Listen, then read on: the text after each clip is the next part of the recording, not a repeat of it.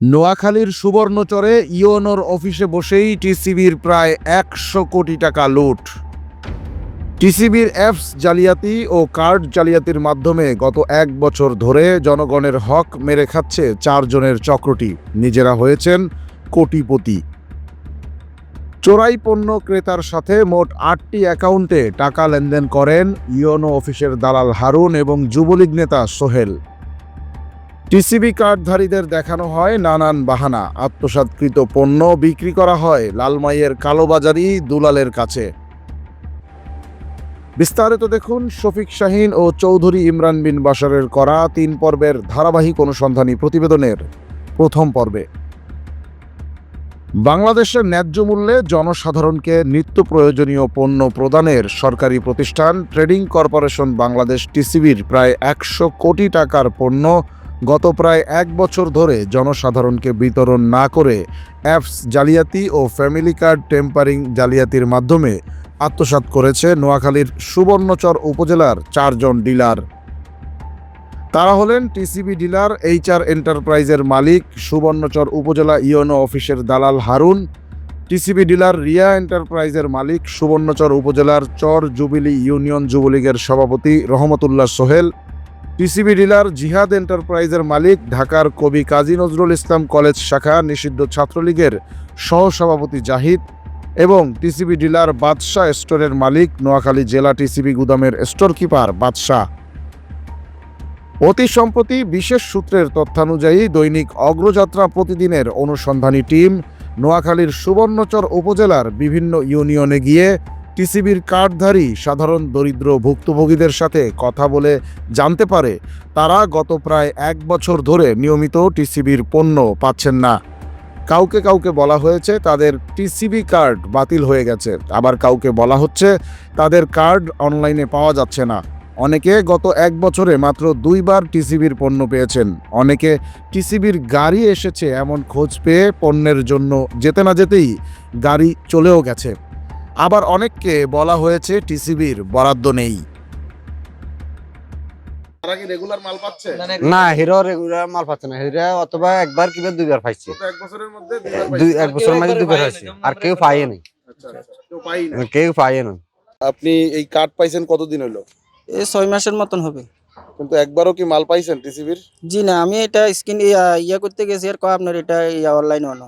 আপনারা যখন কার্ড নিয়ে যান তখন কি বলে যে এটা বাদ গেছে? কার্ড লইয়া দিলে কথা আপনি এটা স্ক্যান করেন না, ঢাকা থেকে ঘুরে আসতে হবে।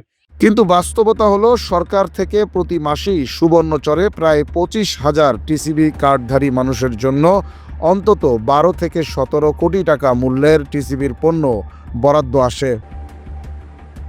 তাহলে কেন সুবর্ণচরের ভুক্তভোগীরা নিয়মমাফিক টিসিবির পণ্য পাচ্ছেন না?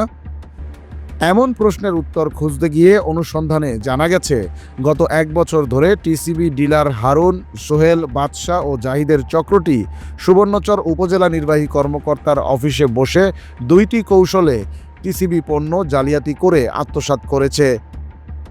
এর মধ্যে একটি কৌশল হলো ইওনোর অ্যাডমিন পাসওয়ার্ড ব্যবহার করে বিশেষ কৌশলে টিসিবির অ্যাপসে ভুয়া বিতরণ দেখিয়ে দেয়া।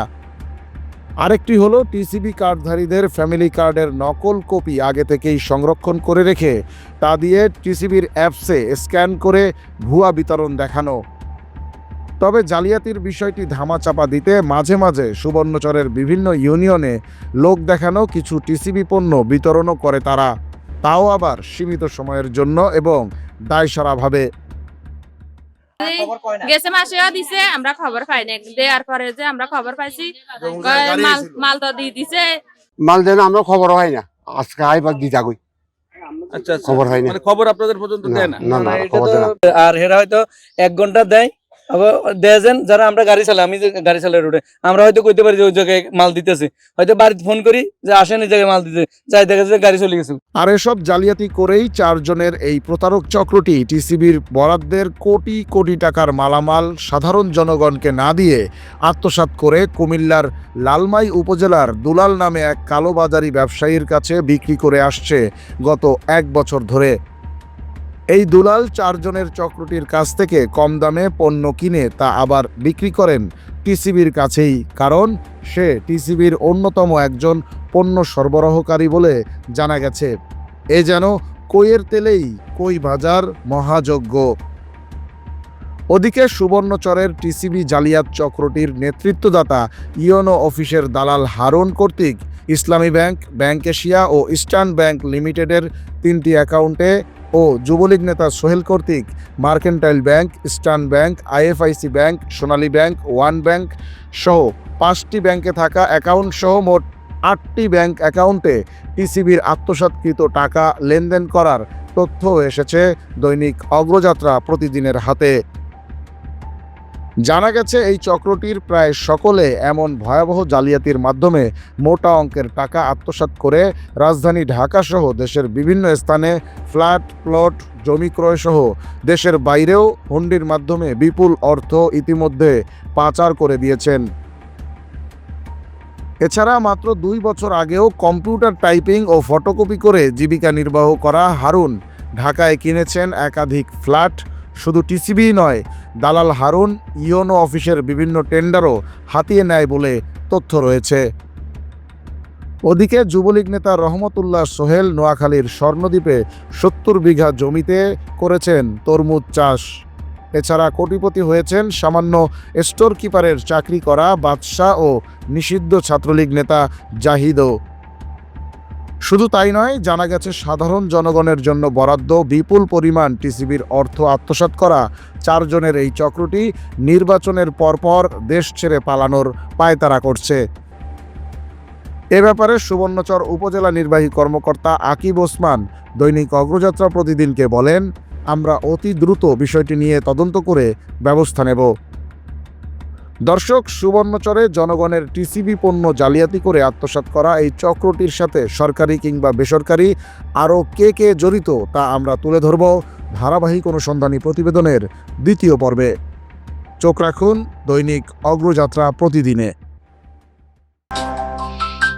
অগ্রযাত্রা প্রতিদিন, নির্ভীক প্রত্যয়ে উজ্জীবিত।